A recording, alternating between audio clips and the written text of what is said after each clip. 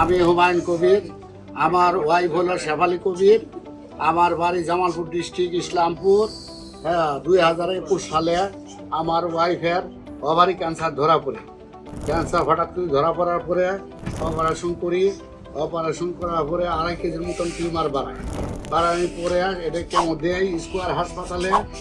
Chemo দেওয়ার পরে 3.5 বছর ভালো থাকে।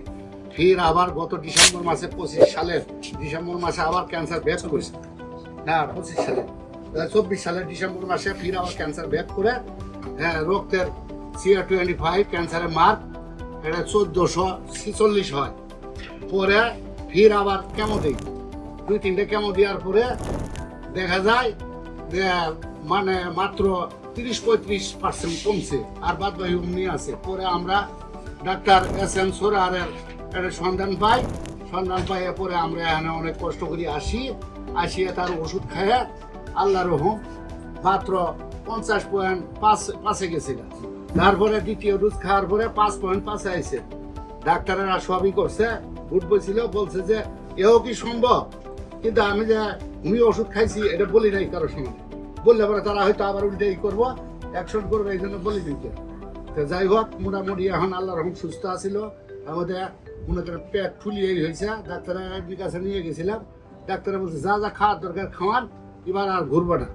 প্যাঙ্কাইটিসে গেছে চলে, বললো যে প্যাঙ্কাইটিস। ওটা আমরা বুঝি না কি জিনিস, যে প্যাঙ্কাইটিস অসংখ্য সাগুদানার মতো পেটের মধ্যে গুড়ি হয়েছে, কলজের ফোন তো হয়ে গেছে। পরে আমরাই করলাম যে বাঁচবি না, যা যা খেলে দরকার খেলে উত্তর সেদিন করছি। কই মাঠে দেবো ক্রিসমাস আর এগুলো তো হয়েছে, মন্তব্য হয়েছে। পরে এই স্যারের ওষুধ খায়, SM স্যারের ওষুধ খায় আল্লাহ রকম না ইনশাল্লাহ ভালো সুস্থ, আল্লাহ রকম হাঁটি চলার পায়, সব কিছু খাইতে পারে, সব কোনো সমস্যা নেই। আল্লাহর কাছে আমরা সবাই আমার পরিবারের ছেলে মেয়েরা নামাজে বসি দোয়া করে স্যারের জন্য আল্লাহ দীর্ঘায়ু কামনা করে। এটাই। সম্মানিত দেশবাসী, আমার নাম ক্যান্সার গবেষক doctor SM Sarwar. YouTube, Facebook, Google, টিকটকে সার্চ করলেই আপনারা প্রায় 5,500-এর ঊর্ধ্বে ক্যান্সার রোগীর সাক্ষাৎকার পাবেন, যারা সুন্দরভাবে সুস্থ হয়েছেন। এমনিভাবে আমরা তাদের নাম ঠিকানা সহ উপস্থাপনা করি। আপনাদের যে কোনো প্রয়োজনে স্ক্রিনে দেওয়া নম্বরে যোগাযোগ করবেন, এবং আপনাদের সবাইকে আমাদের অফিস ভিজিট করার জন্য আমন্ত্রণ জানিয়ে শেষ করছি।